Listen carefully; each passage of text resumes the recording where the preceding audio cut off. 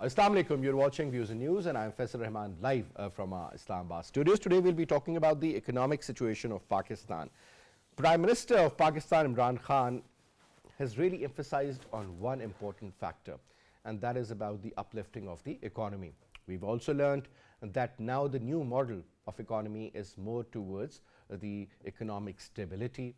It is more about the overall standard of living and the improvement in that regard also. It is also about elimination of that certain segment which we call poor, and to bring their level of living at a certain standard where we can say that now we've been able to take this particular bracket out of the poverty.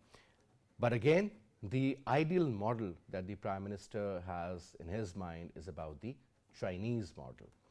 And during his visit in China during the last week, when he was there to attend the Winter Olympics, he was interviewed in a couple of television channels, and the important factor was that his emphasis were really drawn towards the economic uplift of Pakistan, improving the GDP, improving the overall living standards, and in particular when we talk about the social sector development, I think whether we talk about education or we talk about health facilities, or perhaps we talk about the longevity of the individuals as far as their lifespan is concerned. So these are the major factors. Clean drinking water.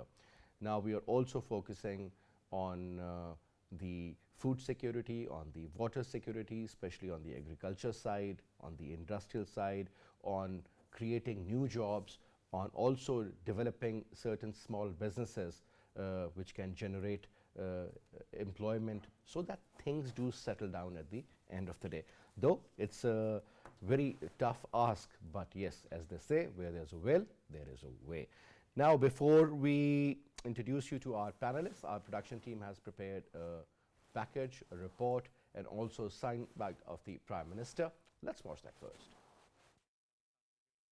Pakistan on 4th February 2022 received $1.53 billion from the International Monetary Fund after the successful completion of the 6th review of Extended Fund Facility Program for Pakistan. Finance Minister of Pakistan, Mr. Shaukat Tareen, in an interview with that TV channel, said that the government's utmost focus is to tread Pakistan on the pathway of sustainable growth, and the government will not compromise on this aspect. He added that despite the global supercycle of commodity prices, the government was successful in reducing the trade deficit in January 2022 and is quite dedicated to induce such a growth in Pakistan, which will be sustained for at least 30 years. Answering the question regarding the IMF program, he reiterated that IMF is demanding taxes on the provident funds, but the government will not let this happen, as it will disturb the safety net of a common man, and on this point, the government will conduct the hard negotiations with IMF.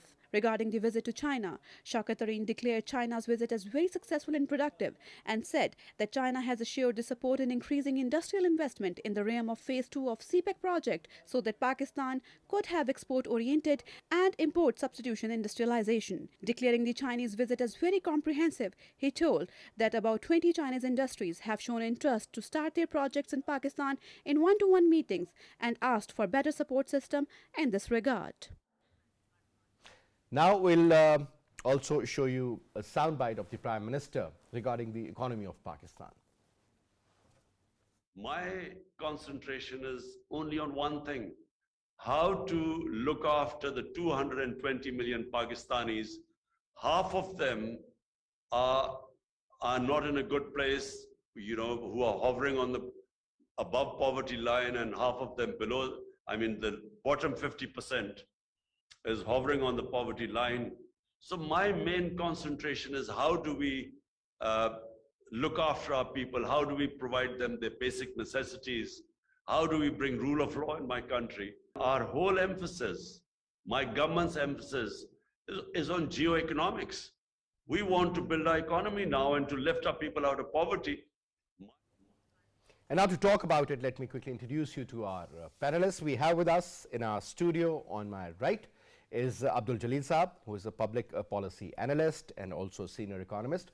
Jaleel Saab, pleasure to have you on the show, sir. Thank you so much. And we have with us Dr. Khaqan Najeeb, former advisor, Ministry of Finance.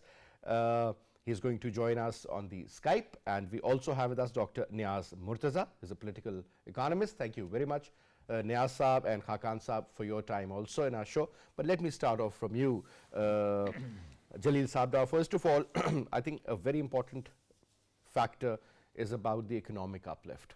Yes. And the Prime Minister is focusing, he really believes that these 220 million people should be able to have a decent living standard. Obviously, that includes your medical facilities, that includes education, clean drinking water.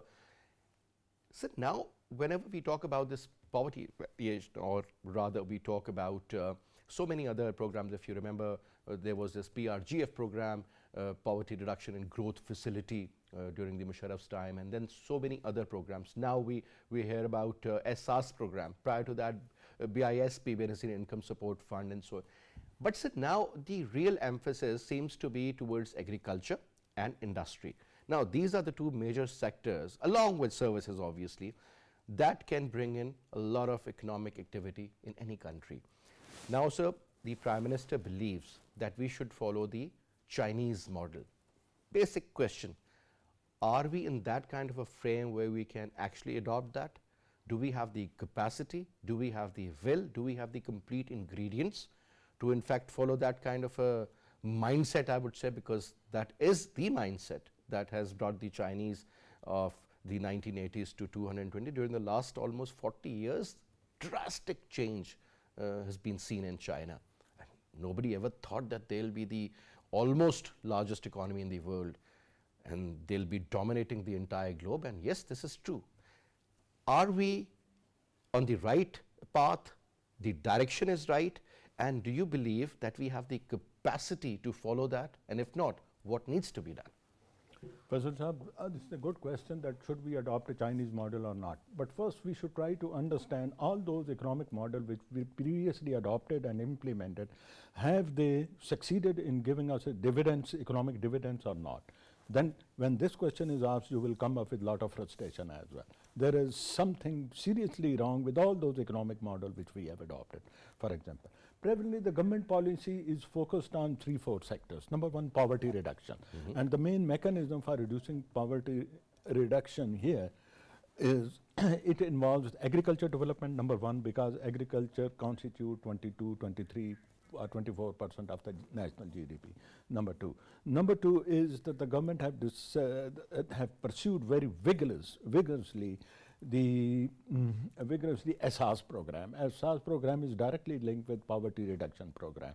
And it has got 2 or 3 components. Number one is human resource development, that some portion of the money should be set apart for the upskilling of the people. I mean, skill development or the human resource development, so that they should be able to do their own business by using their resources. And the government has promised resources to soft loan policies as well. Right. And this is I mean, it is quite logical, and I believe that the government, and so much so that this government have gone a few steps ahead of issuing loan without some guarantee at some of some amount as well.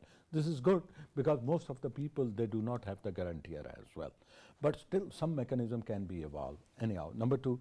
And number 3 is that, it would also enhance the purchasing capacity of those people, of those families who are living below breadline or who are facing acute financial vulnerabilities. That's very important. Purchasing power parity. Purchasing power. They do not have purchasing power. And when you give them, especially old people, those who are physically vulnerable, financially vulnerable, and cannot earn money from it. So the government has to come out with some kind of a financial support program in order to enhance their purchasing capacity. So, sir, when we talk about the Sehat card concept, which is the largest in the world, this is what we have learned. This is also a part of the same process, sir? This is the because health is also a part of the economic development. This is the first step. This is the beginning of it, and its impact have yet to be noted. But it promises, of course, it promises to get social security to people, especially to middle class and to the lower middle class who have got no accessibility to the tertiary care treatment system. For example, if they are facing a serious, if they are facing a serious problem and that requires specialized care. And the specialized care, medical care is very expensive in these hospitals. And even the government hospital, I would say that they have failed to come up to the expectation of the patient as well, because of the paucity of the resources as well. And not. But out of all, and then, the government, the CPEC initially, when it was started, it promises a lot of financial gain to the people of Pakistan. And it was declared as a game changer in the sense. And the President Xi, Honorable President, His Excellency, the Chinese President declared it as a lifeline for the Pakistanis as well. And this is what he said. And that was a very good definition of it. In fact, the government was supposed to, by now, they should have created 7, according to commitment, we were supposed to create a 7 economic free zone. But unfortunately, we could not do it, number one. And secondly, the government was supposed to introduce a one-window operation. Yeah. Because the Chinese investor, when they come here, they do not want to waste time in a fruitless bureaucratic exercise. Formalization of through approval through the various government department, again, it's a sheer wastage. That is what, when President say that I want the Chinese system, that is what he means to say, that we should cut down these bureaucratic formalities, and the investor should not feel any impediment, or he should not feel handicapped if he want to make investment in the country. He should be given, he should be given all facility. If he needs industrial plot, it should be provided there. Along with that, all the utility services. You're very right when you say that the bureaucratic hurdles, they should be removed, because that seems to be the real problem. Yes, this is what is called debureaucratization. debureaucratization. So let me also bring in now Dr. Khaqan Najeeb Saab. Dr. Saab, since we're talking about the economic health of Pakistan, let me put it this way. One very important factor, let's talk about agriculture first. 21-22% of the total GDP is based on agriculture. Ever since we were born, sir, we were told that Pakistan is an agro-based country.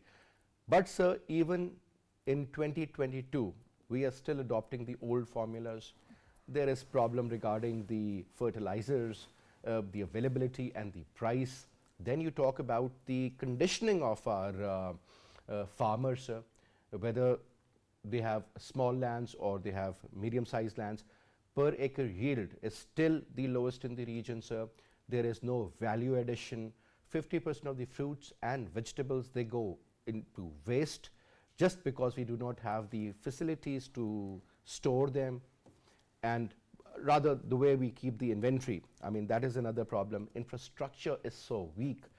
And then, as earlier mentioned, per acre yield is the lowest. There are a lot of inventions, a lot of creative people out there, sir, who are trying to opt for some non-traditional produce also, and they're pretty successful.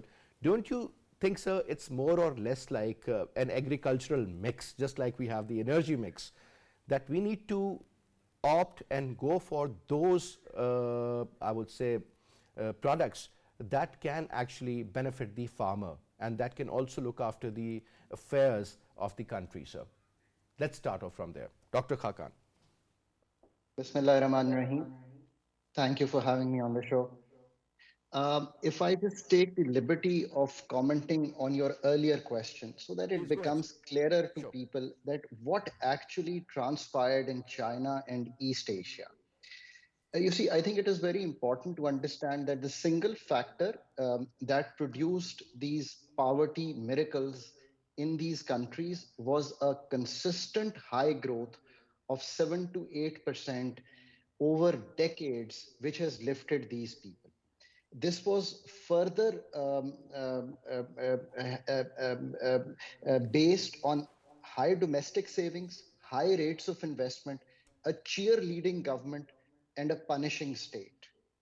So these are all the ingredients which came together to have this miracle in East Asia and China. So if we want to go that way, this is the mix that the country has to build.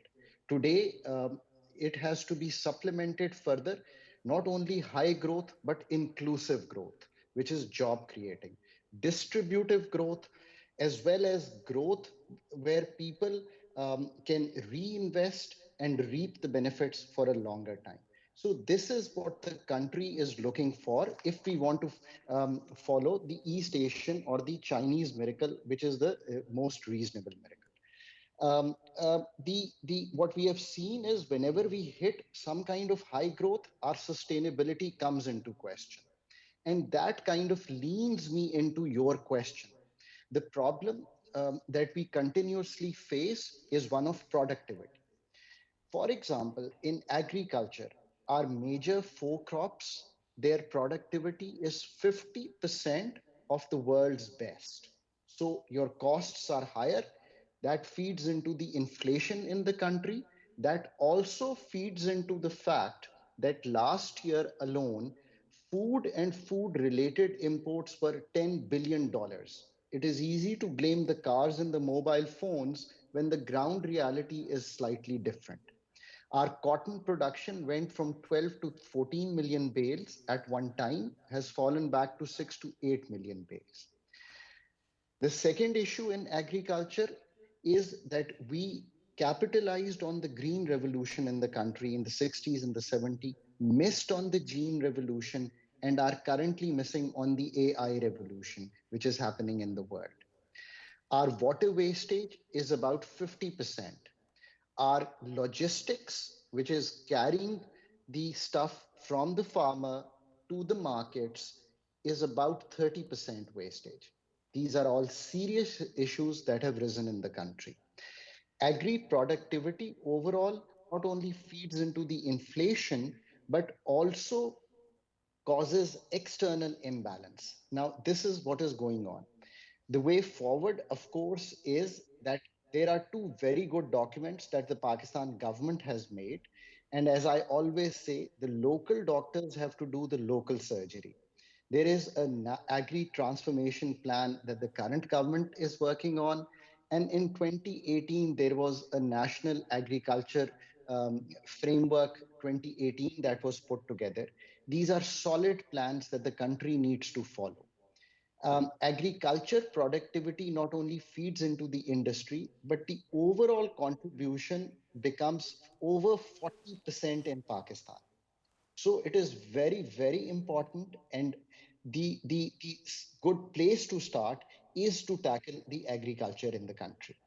Now, scaling up agriculture, in my opinion, in the country means tying up the Pakistan Agriculture Research Council, the universities, to our agriculture farmers where we can upgrade their standards. It also means educating on the water wastage.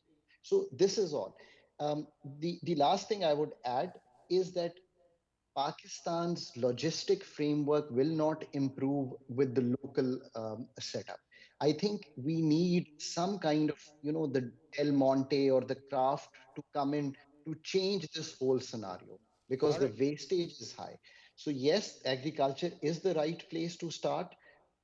Agriculture is raw material for the industry. It is commodity export, meats, fruits, vegetable. There is a large scope, and that is what we should do. Lastly, our cropping patterns need a study where should we be doing sugarcane to the extent we are doing and wasting that and not utilizing that space for sugarcane production. That is the macro work that the government has to put in. So I think that yes, is a a very lot of important hard work. point that you have raised regarding the cropping patterns. Uh, Very shocking to know that a country like Pakistan, we used to always call cotton a bumper crop, importing that. You talk about wheat, you talk about sugar. I mean, this is what we all fail to understand, that if we had that sort of production capacity, what's wrong now? And they have multiple reasons. Perhaps it is about the support price, or it is about the government's negligence, or maybe there are vested interests of so many, I would say, movers and shakers and the decision makers at the end of the day, that things have gone wrong. To be very honest, I think a country like Pakistan should have had the per capita income around 5,000, perhaps $6,000, which is still hovering around 1,400, 1,500. I think the capacity is there, the direction needs to be set. Now, coming to you, Dr. Niaz Murtaza Saab, we have done so many shows regarding this. Recently, we got to know that our industry has shown a lot of growth. Obviously, that is one area where if the energy is given at a reasonable cost, and then the productivity definitely goes up.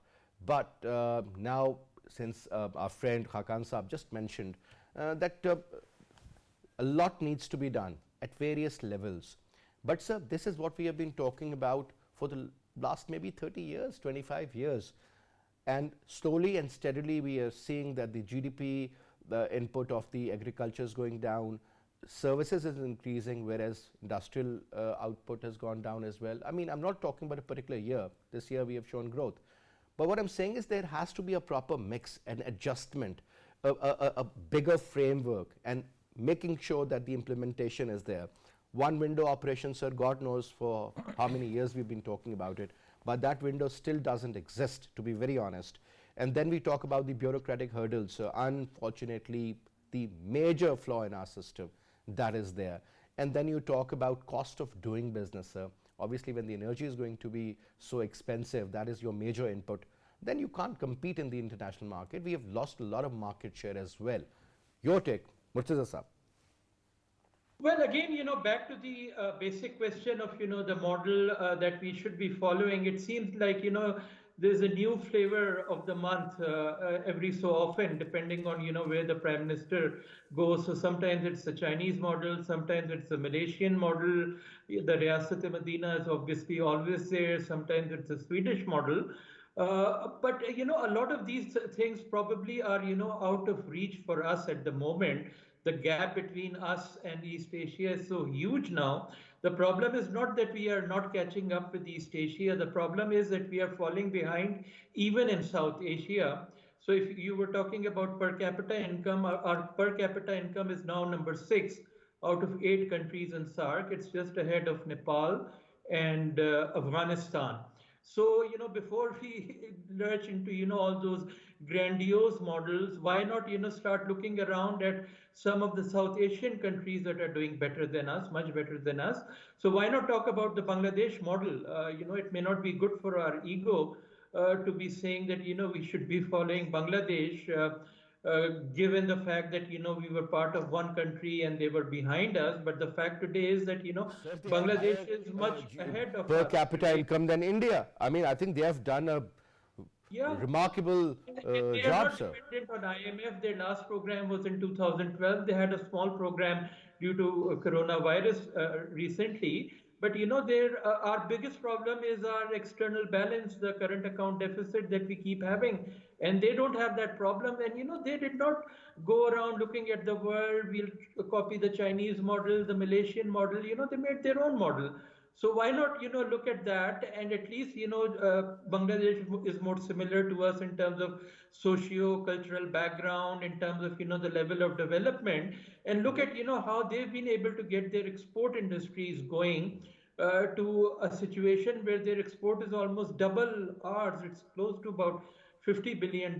So how did they do that? Sir, India is, of course, $38 another billion worth example. of export only in the field of textile. Just imagine.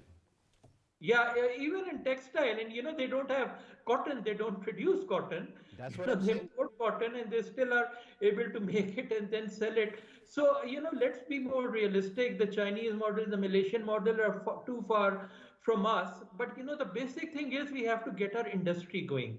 No country has, prospered by having all these poverty alleviation programs, SR's program. Those come later when, your economy expands and most people are employed, and then there are a few people left in the poverty range. Then, you have these poverty alleviation programs for them. That's fine. But, our industry is not going anywhere. And in that situation, our taxes are stagnant. We've just grown them by 20% in 3 years. And then, we are expanding all these poverty alleviation programs. So then they're not sustainable.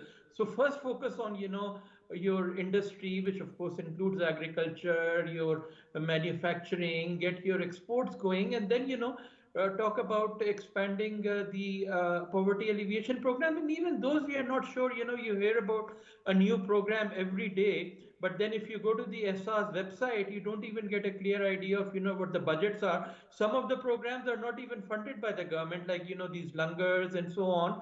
They are run by a private foundation, and the government only provides logistical information. So there has to be a clear evaluation, independent evaluation of these programs to see where they are going. But again, the main focus has to be on industry, and there we have no clue. The biggest focus of this government is on the construction sector. Which country has developed by having construction as the driver of growth in an economy? It actually creates bubbles. Whenever you have construction expansion without industrial expansion, you'll run into bubbles, and takes away investment from the productive sectors.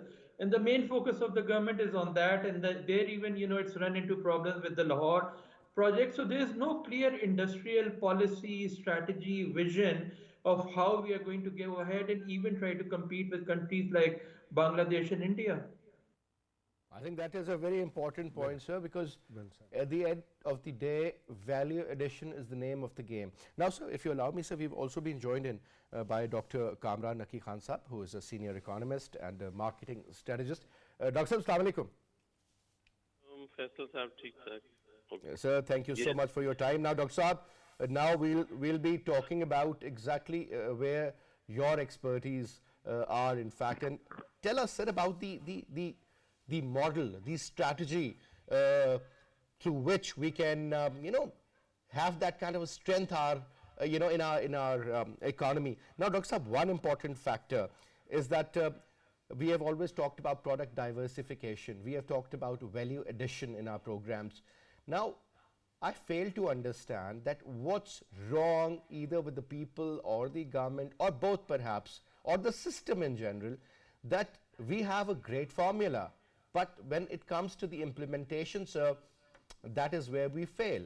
And since the implementation doesn't yield results, at the end of the day, everything goes down, sir. Your take. Thank you, Faisal Sahab. If you see this report of IMF and on the basis of your question, my view is that number one is that there is a lack of shared values that bring requisite trust in the nation. First question which we are not addressing is how to generate the wealth of this nation. And this is one of the questions that can only be trickled down through our district governments and so fruition of democracy lies in the district governments.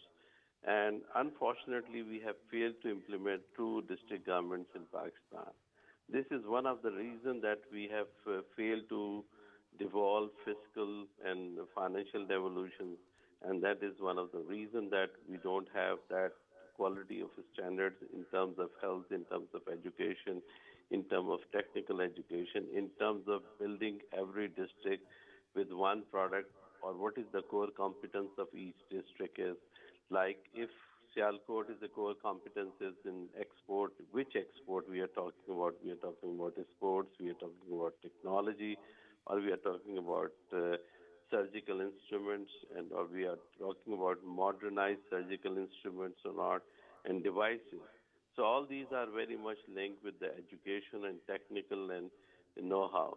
In that area, we really lack, and that is what is required at the district level. Because if we talk about at the federal level or provincial level, and one of the reasons why State Bank Act has been implemented and passed, because of one of the reasons is that devolution. Fiscal devolution is very important. Fiscal devolutions mean that whatever the funds is allocated to a particular development, whether it is education or health, it must reach to that particular program and that particular purpose and objectives. And it will ensure that district account officers or that particular district must get that particular money and resources and funds, so that we empower those institutions which are prerequisite for economic growth and which is prerequisite to set the play for that strategy to be implemented by the private sector. Private sector can't do anything unless let me put a question here. We always talk about the SMEs and their importance. Small and medium enterprises, they have always been the backbone of any economy. Talking about European countries, talking about Japan for that matter, and so many other industrial states even, modern countries. What I'm saying is, sir, that over here, I was having a word with a gentleman and he said that now the Chinese products are available at such cheap rates that our SME can't, no matter what we do, it cannot compete. But sir, that doesn't mean that we should not focus. There is not a clear-cut policy about our SMEs, unfortunately. We do not know what sort of taxes are imposed or what sort of relaxation is given to them, or cities like Sialkot, Faisalabad, Gujranwala, Gujarat for that matter. I'm just talking about Punjab. Yeah, I mean, nobody talks about it. Nothing has been done so far. Government has introduced like financial inclusion as a part of financial inclusion strategy to address your question is Kamyab Jawan program Pakistan, and that is what purpose and highlighted for SMEs and loan for small and medium enterprises. But sir, what about the existing SMEs? Whether that I give you another example, like we have invested 1.5 billion on green train, right? What is the payback of green train that we are getting? Instead, we are subsidizing that particular transport system. In opportunity cost of investing on a technical education or some computer or devices industry or technology, investing 1.5 billion for export-driven industry.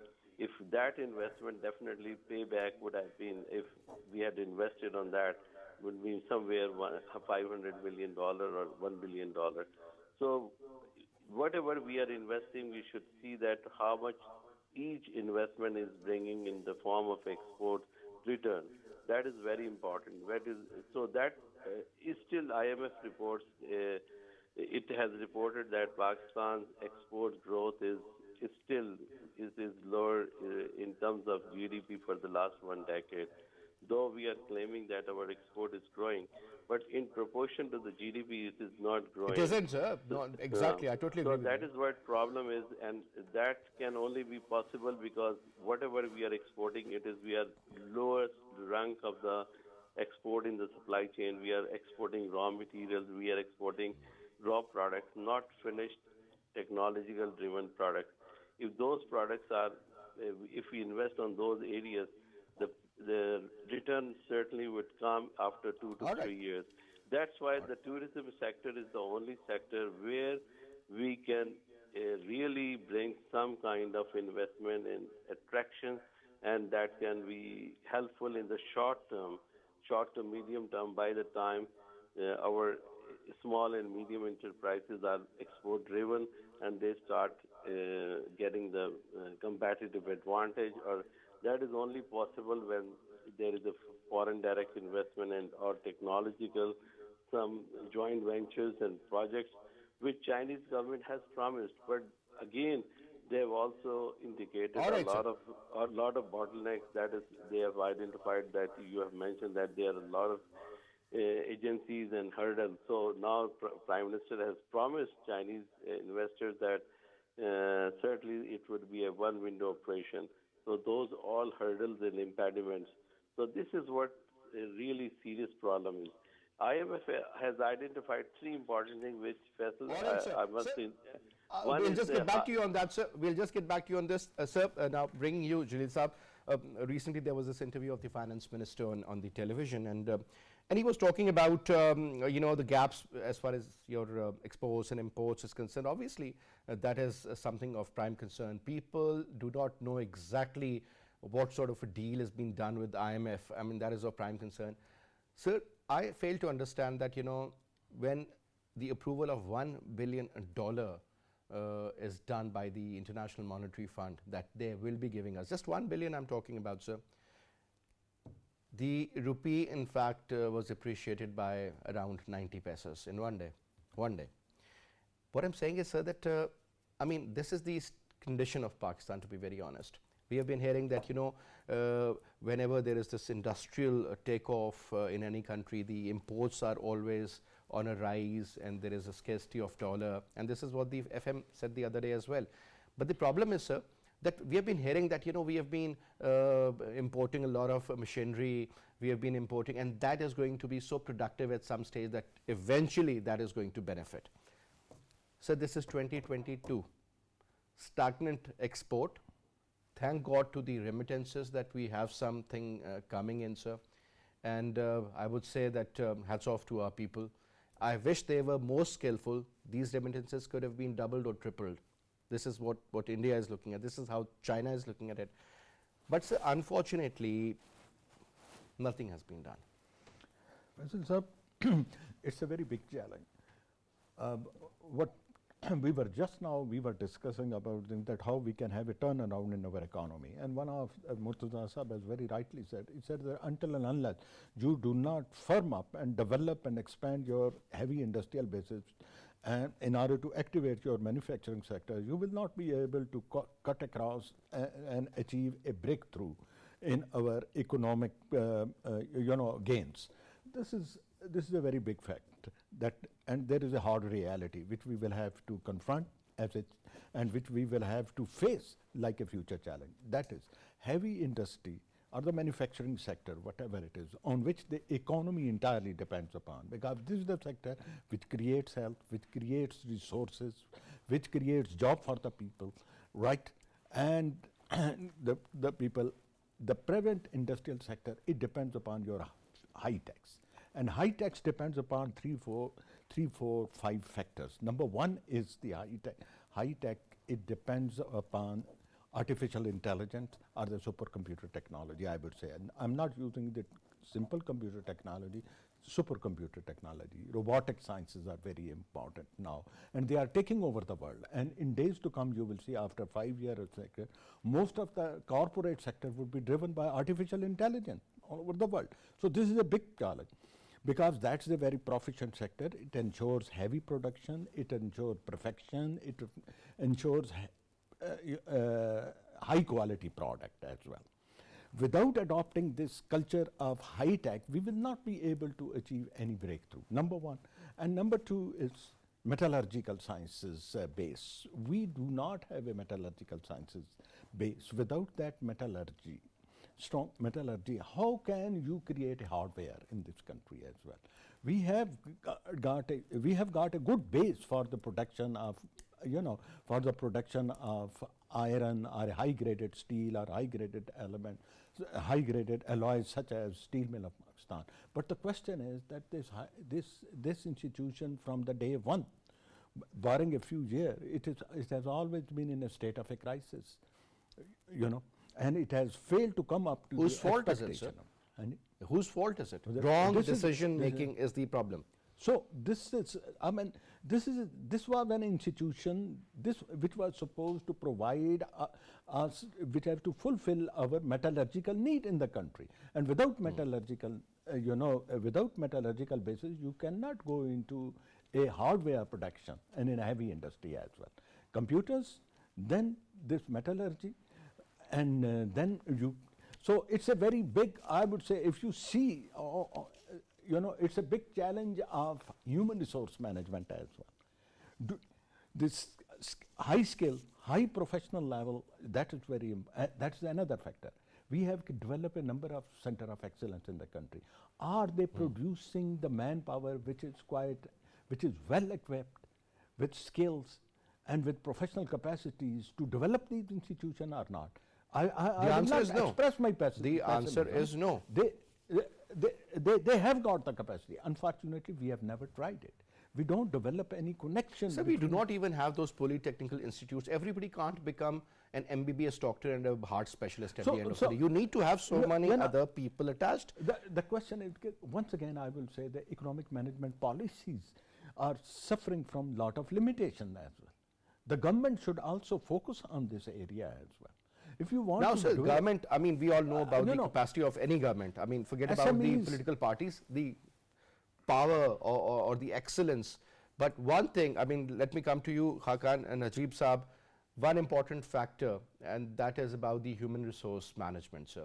Whether you talk about any industry or any organization, there is a department, the HRM, human resource management. That means that you need to have that kind of a workforce available for that industry or that particular company, for that matter, that can be productive and can give those results.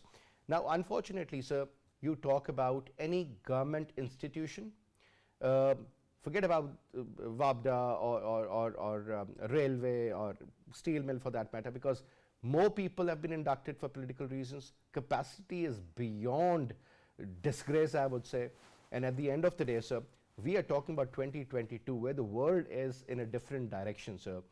And we are still stuck in that old school of thought. That is not going to take us anywhere.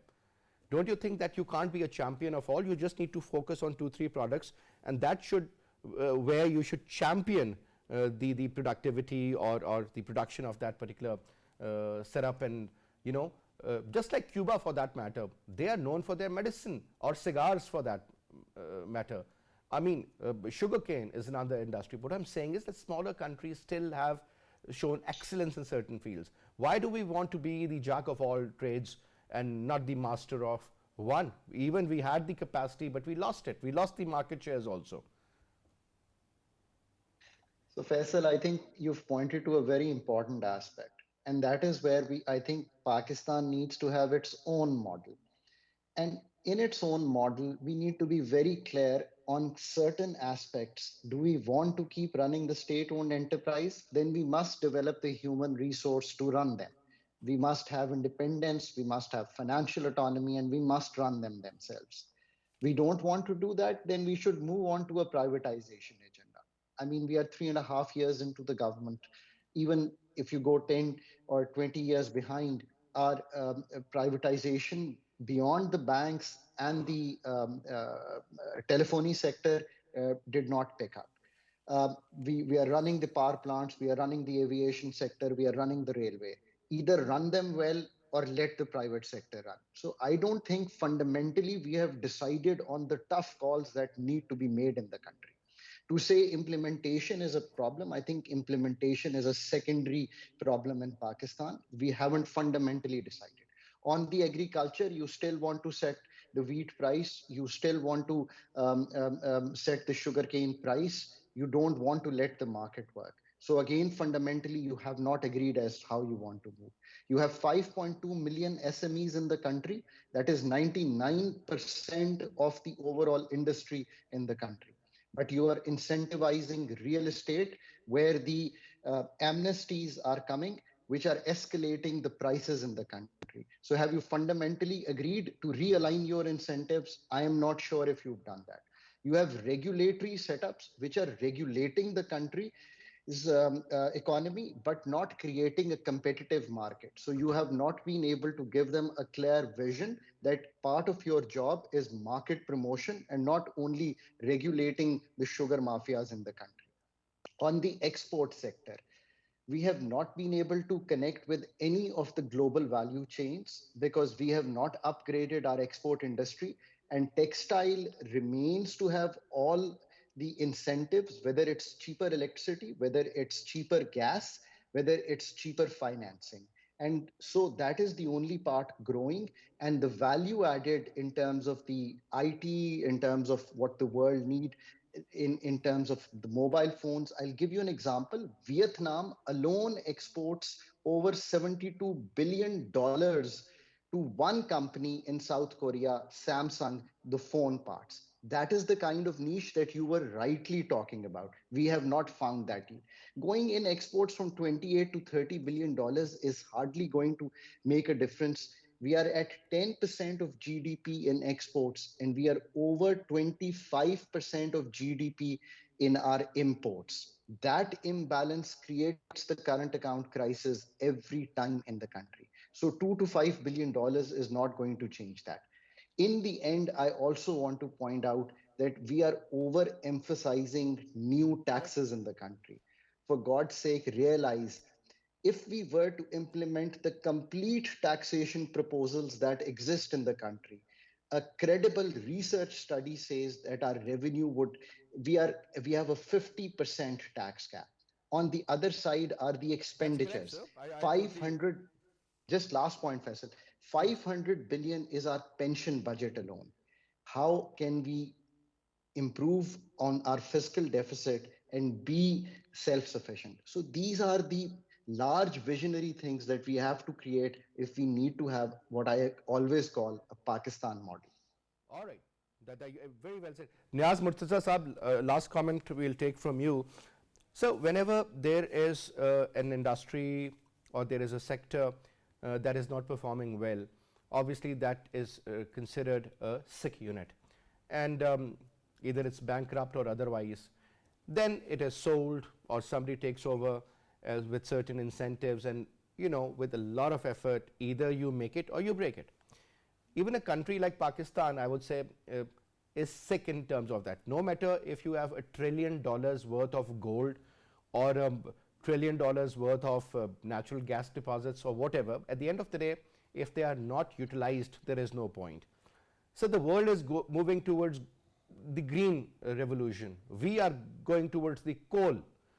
I mean, and then after 10, 20 years, we'll be stuck and we'll be having problems. Don't you think this is the time to understand where the world will be in 2040 and we plan accordingly? There has to be a short term, there has to be a middle term, and then has to be a long term proper policy in alignment. That's the key, because if it is not, it's useless. Is there any hope that if certain major steps are taken, yes, Pakistan can be a better place to live, sir? Yeah, this is the issue. Even if you focus on a few products, there are still so many other changes that you have to bring in, whether it's a regulatory framework, whether it's the energy sector. You still need it, whatever, products that you focus on, then, the human resource side. So the challenges are huge, and the problem is that we are not able to, utilize our base and expand. So for example, agriculture, we've done really well on, our fruit research. And the varieties that we were able to develop in mangoes, oranges, etc., was very impressive. But then we were not able to carry over that to our main crops, the same kind of research model, and upgrade our agricultural economy. Similarly, instrument industry, but we were never able to expand it and rise up the ladder and come closer to Germany, etc. So it's just a failure of opportunity after opportunity, and unfortunately now the challenges are so huge that there is no small tinkering. It's got to be so many different things at the same time, even if you focus on a few products. All right, sir. Thank you very much, Khaqan Saab, for your time, and Dr. Niaz Murtaza, was a pleasure having you, sir. Thank you so much. And Jaleel Saab, thank you so much for your time. And we would also like to thank Dr. Kamran Khan Saab for his input in the program as well. And that's all we have for this week. I'll see you inshallah on Monday at 8:05 p.m. with a different subject. Till then, you take good care of yourself. Have a great weekend. Khuda Hafiz.